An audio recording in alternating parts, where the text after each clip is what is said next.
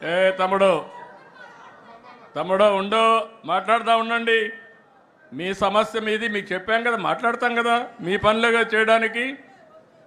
కూర్చోండి. వాళ్ళ ఆ పక్కది ఏంటి, కొంచెం కూర్చో. కూర్చో. ఈ సమస్యలు ఉన్నాయి, మాట్లాడుతూ ఉన్నా కదా.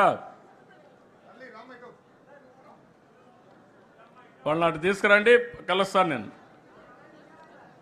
ఆ కుర్చీ తీసి ఆ పక్కన నిలబెట్టండి, నేను వచ్చి కలుస్తాను బయటప్పుడు.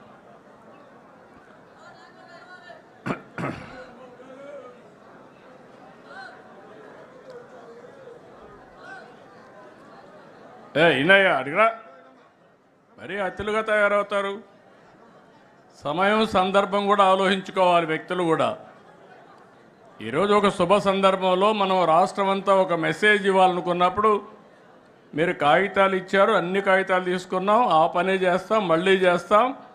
కానీ అందరూ ఈరోజు కార్యకర్తల సమావేశంలో మీరు ఒకటి గుర్తుపెట్టుకోవాల్సింది, నా దగ్గర కాగితాలు ఇస్తే పదవులు రావు, కానీ క్షేత్రస్థాయిలో పనిచేస్తేనే మీకు పదవులు వస్తాయి, గుర్తింపులు వస్తాయి. మళ్ళీ ఒకసారి చెప్తున్నా, నేను ఆ విషయంలో మీరు అందరూ గుర్తుపెట్టుకోవాల్సిన అవసరం. ఇంకా మనకు ఏదో కాగితం ఇస్తే పదవి వస్తుందని ఆలోచన చేస్తున్నారు, కానీ వేదిక పైనున్న ఏ నాయకుడు చెప్పినా, రాష్ట్రంలో ఏ నాయకుడు చెప్పినా నేను ఇంటా. నిర్ణయం మాత్రం మీ పని మీదనే ఆధారపడుతుందని మరొకసారి విజ్ఞప్తి చేస్తున్నా. ఒకప్పుడు మనం ఒకసారి ఆలోచిస్తే ఈ పార్టీకి మనందరం వారసులం. ఈ విషయం మీరందరూ గుర్తుపెట్టుకోవాల్సిన అవసరం ఉంది.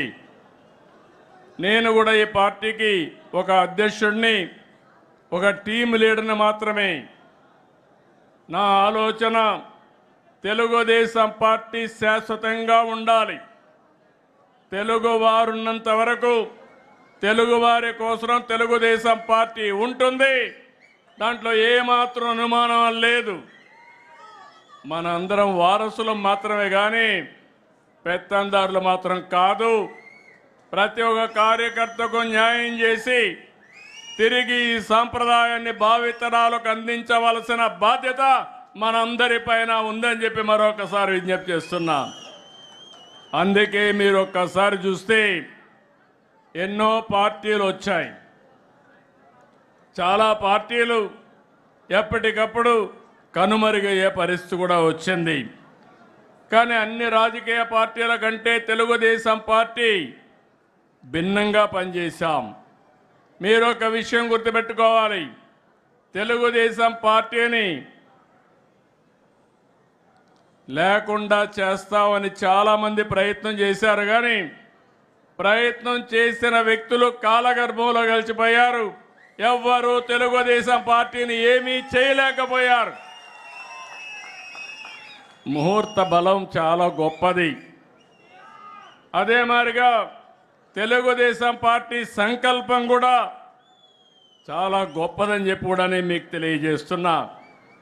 ఇంకొక శతాబ్దం కాదు, ఒకప్పుడు చెప్పుకునేవారు ఏదైతే గుప్తుల నాటి స్వర్ణ యుగమని, చరిత్రలో తెలుగుదేశం నాటి స్వర్ణ యుగం అని చెప్పుకునే రోజులు శాశ్వతంగా వస్తాయని కూడా మీ అందరికీ విజ్ఞప్తి చేస్తున్నా.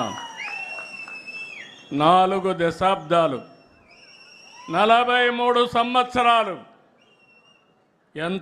ఎన్నో సంక్షోభాలు వచ్చాయి.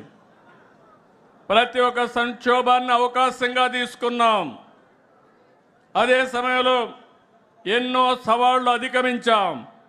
దానికి కారణం వేదిక పైనుండే వాళ్ళకంటే వేదిక కింద నుండే కార్యకర్తలే ముఖ్యమని చెప్పి కూడా మీకు తెలియజేస్తున్నా. అందుకని పార్టీని ప్రాణంగా బతికే పసుపు సైనికులందరికీ నా అభినందనలు. మనస్ఫూర్తిగా పాదాభివందనం చేస్తున్నా, మీ అందరికీ సెల్యూట్ చేస్తున్నా.